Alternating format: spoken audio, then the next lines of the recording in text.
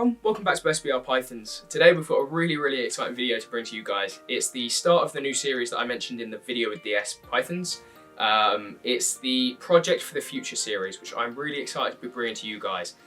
So this is going to be a sort of a new series where I'm going to be highlighting breeders and the animals in which they've got, and just sort of mentioning to you guys what I think are the projects that are going to carry this hobby forward into the future. Obviously a lot of this is going to be recessive because that's the long-term projects. There's what's going to take us into the future because they take the longest to achieve.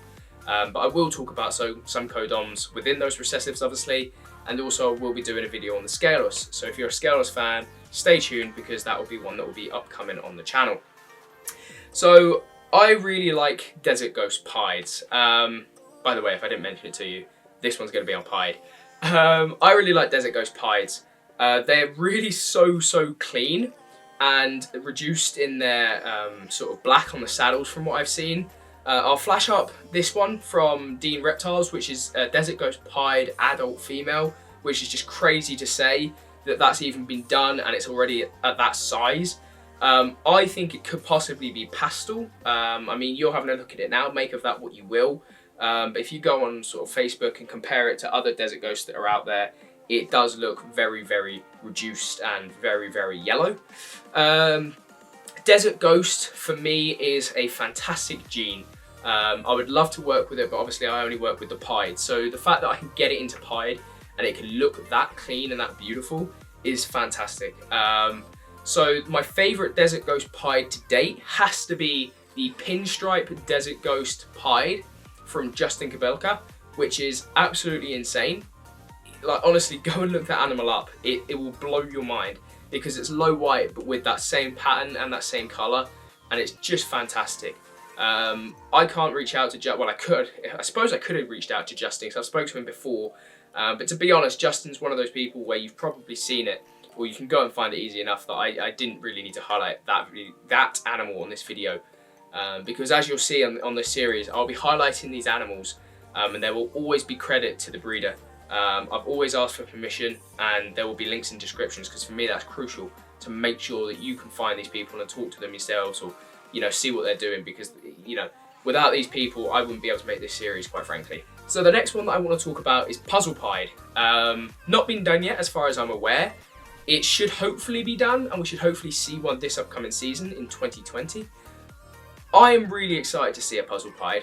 I know some people don't think it's going to work, but for me, Puzzle is just so messy, not in a bad way, it's just so messy in that the pattern is messed up, and I love Puzzle. You'll see one of these Projects for the Future series is going to highlight Puzzle, and you'll see my opinion on Puzzle. I really love the Puzzle, and I just think if you can maintain that Puzzle pattern, but with some of the Pied influence, I think it's going to look fantastic. I'm going to flash up a couple of images now from Corey Woods. So first of all, you've got a Puzzle Possible Het Pied, and then you've got a Pastel Pied Possible Het Puzzle. Both of those animals are absolutely fantastic. I mean, look at them. They're so beautiful. And I really hope that we can see a Puzzle Pied in 2020, because I'm just really intrigued to see what it looks like. Obviously, once you've hit that Puzzle Pied, you can start bringing Codominants into it and stuff like that, but I won't go too far ahead of myself. I'm just really excited to see that project as it prevails. Obviously, some of the names that I'll be keeping my eyes on are Corey Woods, as I've said, but also Ute Rabe from Europe. I know that you didn't have very much luck on a double het clutch you've had this year, Ute, which I'm so sorry for. Hopefully, I've seen some of your pairings recently. Hopefully they pull through for you and you can get some of your double hets for yourself. And that project really starts to take off for people in Europe as well as in America. So the final project, recessive project I want to talk about in Pied is the Grail Pied. I know, Paul, you're working from it at Urban Constrictors in the UK, because I've seen that you've got the triple hets. I saw that on your Facebook, and I believe Justin Kabelka is going to be working on it, and the likes of that in America. I will flash up a picture of the Grail now from World of Ball Pythons, which is the Lavender Albino Clown. Just look at that animal. Honestly, just take a minute. Is that not one of the best non-Pied combinations out there to date? It's absolutely insane. And I just think once you add that Pied in, it's going to be a whole nother level. I mean, you look at Dreamsicles and they're fantastic. You look at Clown Pies, they're fantastic. Put them together and who knows what's going to come of that. I'm so excited to see a grey or pied. Who knows when that will come out, because I know, for example, like Paul, you've only got the triple hets, I believe. So that's some serious long odds. Like if you think I've got long odds with my double het to double het, triple het to triple het is a whole nother ball game. So that's probably the project I'm most excited for, because, you know, who doesn't love a triple? But, you know, I'm going to highlight some Codominants as well, which I'll do now. So you can't overlook the importance of Codominant. Just look at some of the animals that Aussie Boyds and Justin Kabilka are producing, but even tons of the UK breeders. You know, Mark Regal, Alan Arif. I mean, you could, LSW Snakes. You could list these people, and the combinations they're making are so insane. Just simply a pastel lion pinstripe pied. A pastel leopard pinstripe pied. From Darren and Eric at Neighbours Constrictors. It looks so phenomenal, and if you saw it in person at Doncaster, you just want to take it and walk away with it. Like, obviously pay, but you know what I mean? It's just one of those animals that you think, I've got to take that. And it's just so fantastic. You really can't overlook pied. Can't overlook Codominant in a pied. I mean, look, the majority of my collection is Codominant, because I feel like, you know, you can just have, there's so much to be done with it, even without recessives involved. And I want to focus on one of my Codominant projects, which I'm really excited about, and hopefully I can get them to go this year, if not obviously next year, is the Highway Pieds. Wow. I'm going to flash up a pastel Highway Pied from Justin Kabilka that is now in David Bennett's collection at Deer NS Pythons. Look at that animal. Wow. Honestly, it's fantastic. So I'm going to get out the two animals that I've got here.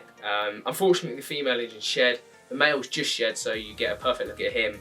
And just sort of try and identify what I'm really going for here with regards to my probably most anticipated Codominant clutch. So here is the Banana Gravel 100% Hetfer Pied, freshly shed. Look at that animal. Honestly, it's amazing. Considering it's only like, what, 350 grams, I want to say? It's so fantastic. I really hope that these purples are coming through the camera. It almost looks like a black pastel cinnamon, or a black pastel banana, or a cinnamon banana, sorry.